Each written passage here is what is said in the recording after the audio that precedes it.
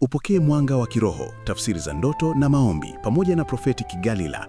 Ndoto hizi si za kawaida. Mara nyingi huja pale mtu anapokuwa katika msimu wa vita vya rohoni, hasa wakati kuna kitu kikubwa kinachopaswa kubadilika, kufunguka au kuhamia hatua mpya. Ukiziona mara kwa mara, jua kuna mapambano yanayoendelea nyuma ya pazia. 1. Kuota unafukuzwa na mtu, mnyama au kitu kisichoeleweka. Hii inaonyesha kuna nguvu inayopinga mwelekeo wako wa mbele. Mara nyingi huja pale unapokaribia kusonga hatua mpya kimaisha, kikazi au kiroho. 2.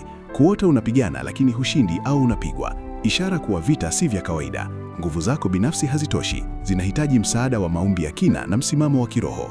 3. Kuota unaanguka, kuzama au kushuka chini.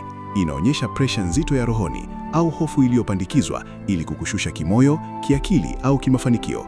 4. Kuota unaibiwa pesa, simu, viatu au nyaraka. Haya ni mapambano dhidi ya baraka zako, mwelekeo wa maisha au utambulisho wako. Adui hujaribu kukuondolea kile kinachokuwezesha kusonga mbele.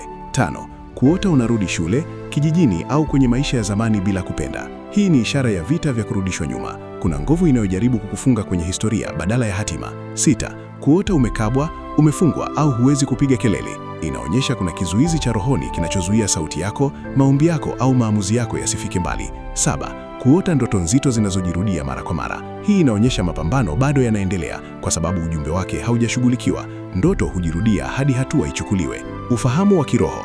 Ndoto hizi mara nyingi huja kwa watu wenye hatima, msimamo au mwito fulani. Adui hapigani na mtu asiye na mwelekeo. Mapambano ni uthibitisho kuwa kuna kitu cha thamani ndani yako. Maombi. Bwana Yesu, ninaelewa kuwa mapambano haya si ya mwili na damu, na kuomba unisimamishe katika ushindi wako. Navunja kila upinzani wa rohoni. Nalinda ndoto zangu, mwelekeo wangu na hatima yangu kwa damu yako. Kuanzia leo, vita vinageuka kuwa ushindi. Amen.